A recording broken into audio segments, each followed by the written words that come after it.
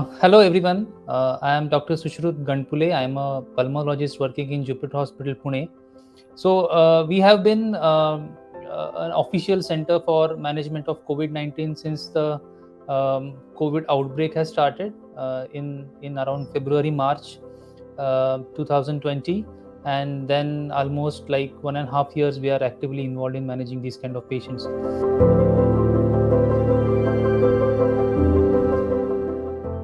Today's variant of concern is Omicron. Uh, Similar variant of concern we have seen previously was a Delta variant, which actually came into limelight in India in the second wave of epidemic. So this Omicron variant has originated in South Africa. So the first reported case in South Africa was on 24th November 2021 in a small group of college-going students. So they analyzed this data. They found out that the number of mutations are more than 50, and all these mutations were from a critical area which synthesizes a surface antigen which helps in sticking the viral molecule to the cells.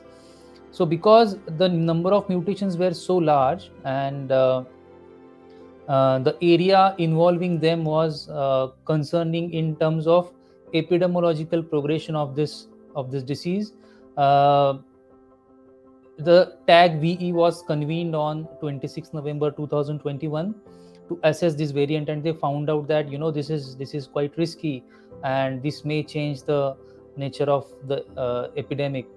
So they named it as B.1.529. So B11529 is the numeric they gave for this variant, and they named it as Omicron. So from South Africa, then it eventually involved all other countries, and that's how the Omicron actually came into limelight in the last 1 or 2 months. Uh, yeah, so that's about the mutations and the Omicron variant we are facing right now. So Omicron is a variant of SARS-CoV-2. Uh, so these viruses undergo mutations very regularly, and not all mutations are useful for the virus, and they may not change nature and course of the epidemic at all. But some of them are very significant, and they keep naming it as per the nomenclature. This is a Roman nomenclature, so we have got alpha, beta, gamma, delta, epsilon, theta, and all that. So this is the 15th mutation, which eventually named as a variant of concern, and as per the nomenclature, it was renamed as Omicron variant. So because of its nature and number of mutations, it was considered as a variant of concern, and it was named as per the Roman nomenclature. That's why the name came as Omicron.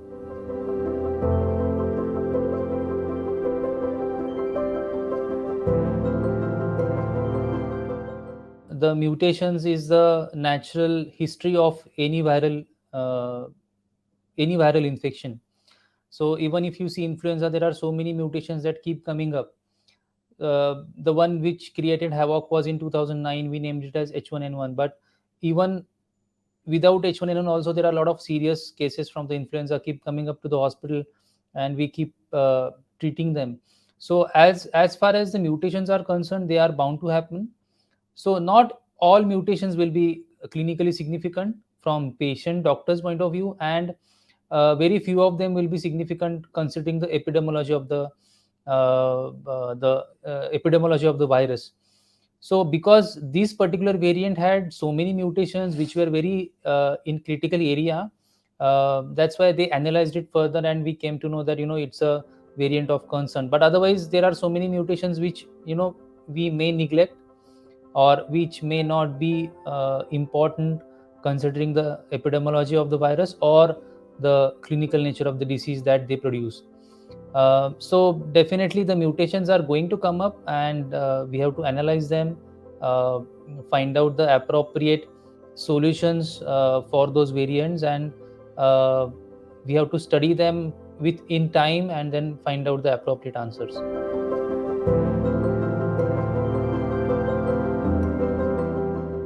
Symptoms and signs of the Omicron variant does not change much if you consider the previous first and second COVID-19 wave which we saw in India. Initially, what happened was the first cluster of the Omicron variant was seen in South Africa, and all were young students, college-going students. So, majority of the symptoms were quite mild. That's why the initial impression was, the COVID-19 because of the Omicron seems to be mild and all that. But now, number of cases have also gone up.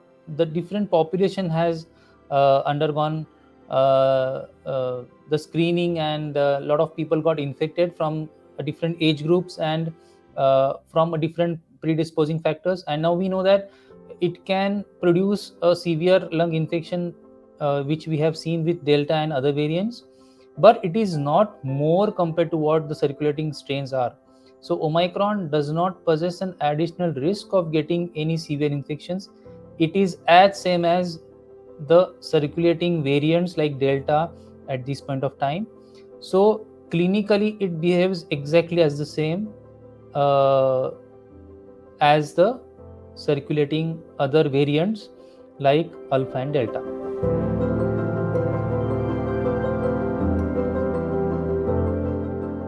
Theoretically, because it had a lot of mutations in the sticking portion of the virus where it attaches to the cells, the initial impression was it spreads more rapidly. But as soon as it enters into the cell, the cytopathic effects, that is the destruction created by the virus for the cells, remains exactly the same. The immune response to the virus by a human body, even though it's for Omicron variant, remains exactly the same. That's why the clinical picture, mild, moderate, severe disease, which we usually classify for COVID-19, and rest of the spectrum, as we have seen for the other variants of COVID-19, remains the same.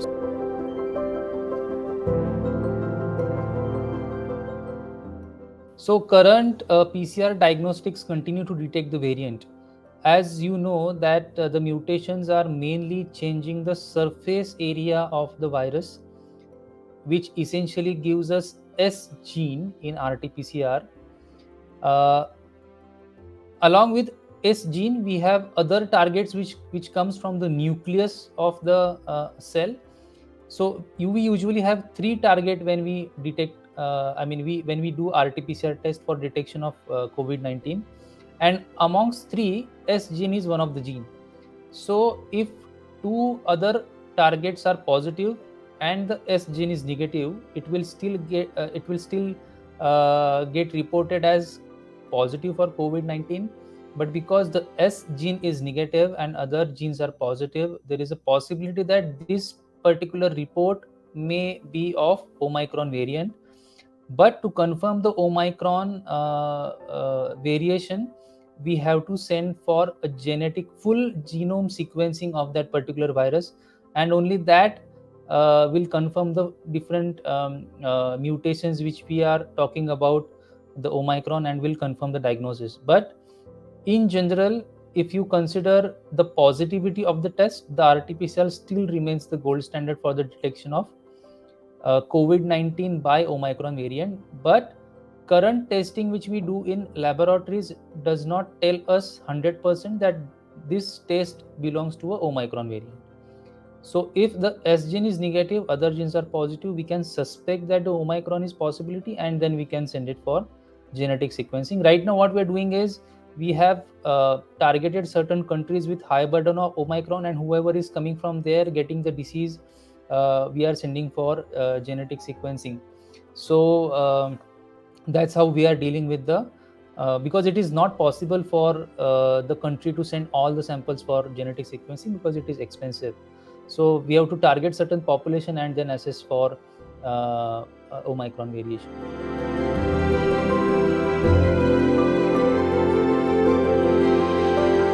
There are certain different targets which are created by different vaccine producing laboratories in the world. So what majority of vaccines have either a purified protein representative of S gene, or a RNA sequence which will synthesize S-like protein once it enters into the cell. So all these vaccines, even though they target S area or surface antigen only, but whatever data we have till now suggests that all the vaccines are quite effective in preventing Omicron variant, except there is a scarcity of data regarding Covaxin. But if you, go theoretically, Covaxin contains the entire viral body, not only the surface part of the virus. So, logically speaking, it's possible that the Covaxin can also offer some protection for Omicron, but rest of the vaccines like Johnson and Johnson, Pfizer, Moderna, and Covishield, so that is Oxford. So these all are quite capable of preventing Omicron variant or Omicron COVID-19.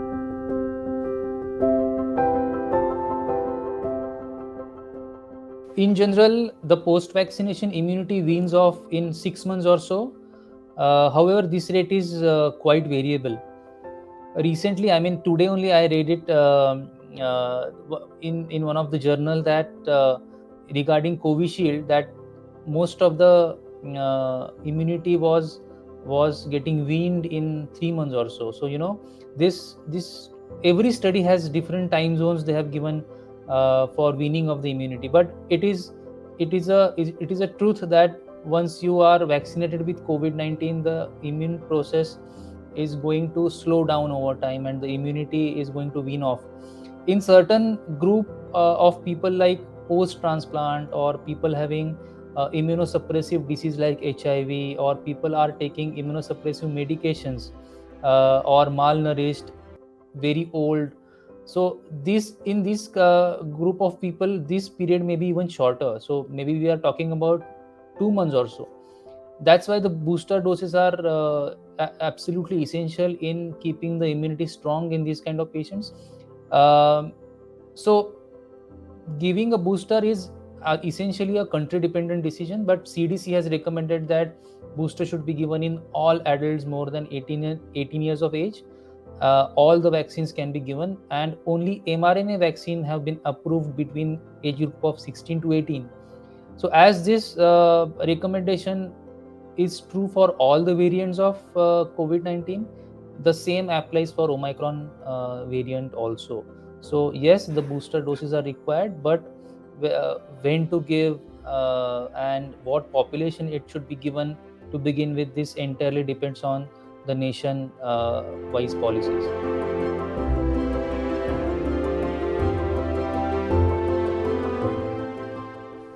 Yes, so protection for the COVID-19, we can get it in two ways. One is vaccination, that is a induced protection. Another is a natural protection, which we get from a natural infection. So the protection from the natural infection is generally stronger and it lasts also longer. Initial studies have revealed that the chance of reinfection may be more with Omicron compared with the other circulating strain like Delta.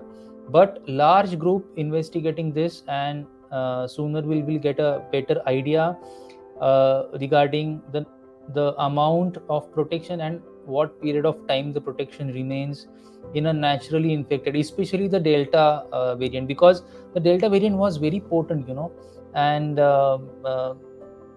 so if you are already infected with a Delta variant, or if you are already infected in a second phase of epidemic, especially in India, then I think the protection offered by the Delta is very significant. And we as from the medical fraternity don't expect reinfection at very higher rate. If you have infected in the first phase with initial variants, then yes, it is possible that the reinfection can happen, especially with newer variants which have increased infectivity.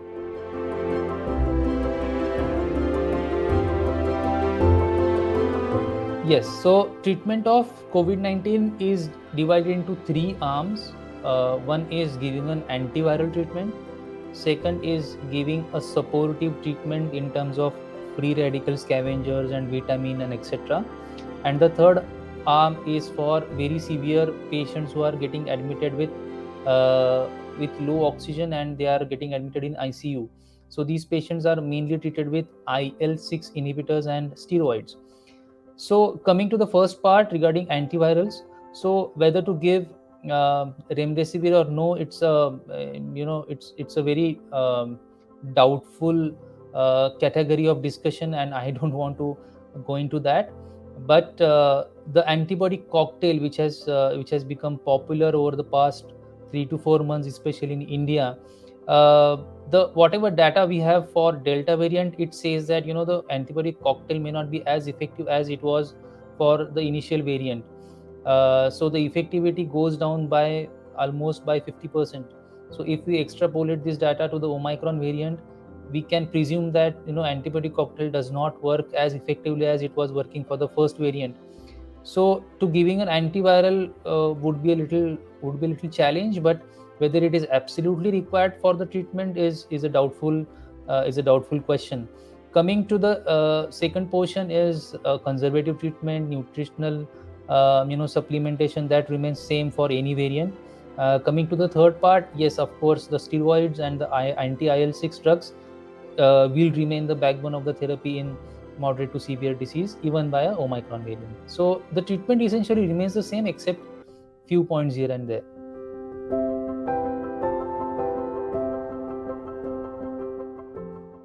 Of course, anyone who is not vaccinated will have no natural or induced immunity against this variant, or for any variant for that matter. So uh, vaccinated individuals will have a mild to moderate disease as compared to the non-vaccinated individual. Initial When they found out about Omicron, there was a suspicion that the vaccine prevention may not be adequate, but now they have confirmed that the prevention given by a vaccine for Omicron variant, especially for moderate to severe disease and hospital admission, remains exactly the same. The initial mild cases may vary, but it may not be clinically important if you consider overall epidemiology and a, a burden over the hospital. So, of course, it will be more serious and significant in non-vaccinated as compared to the vaccinated people.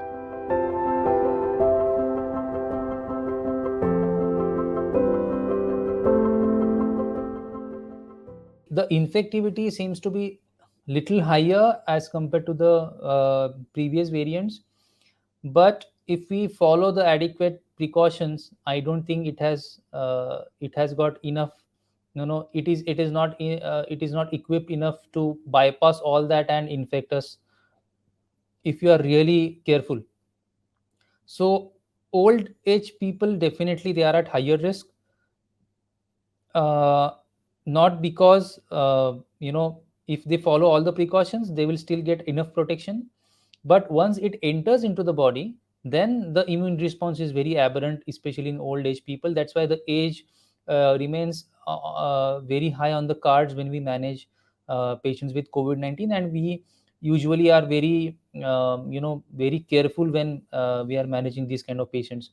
So their tendency is always to get moderate to severe infection, especially when they have other comorbidities like diabetes, hypertension, heart failure, and all that. So these patients are more at risk of getting severe infections and death. But regarding children, I don't think they have got increased risk of getting an infection. Usually, the COVID-19 infection were mild to moderate. Uh, I have hardly seen any admissions which have been done in our pediatric ICU for COVID-19. So I don't think the children are at higher risk or going to have very severe disease. But old age, yes, they can get the infection as common as the previous variants, and can get a severe infection if they are not vaccinated or don't get a proper treatment in time.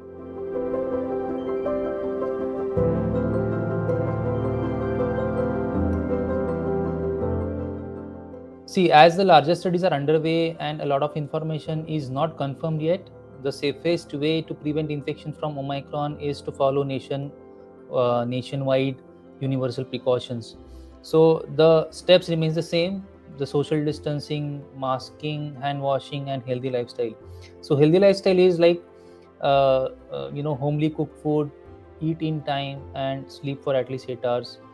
Take good adequate rest. So if you follow these 4 steps, I don't think any mutation or any variant has enough power to bypass all that and give you a disease. So I think we should stick to the basic still. And at some point of time, these mutations and this variation and everything will plateau at some point of time, uh, because the dictum is, as more mutations come up, the severity of these mutations also uh, uh, become less and less. So at some point of time it will become like an endemic process, endemic infection. We will keep seeing 1 or 2 patients here and there, but not very sick and serious patient requiring hospital admissions and ICU care. So till that time, we have to continue using all this. Once the mutations are stabilized, the variants are not very concerning, then probably we can think of finding out alternative ways of how to prevent infection. But at this point of time, when we are not having adequate information regarding vaccines, vaccine induced immunity, natural immunity, and everything, we have to be careful in preventing this the disease from all these variants. And the steps remains the same. uh, there is nothing new, but we have to be very sincere in following all this.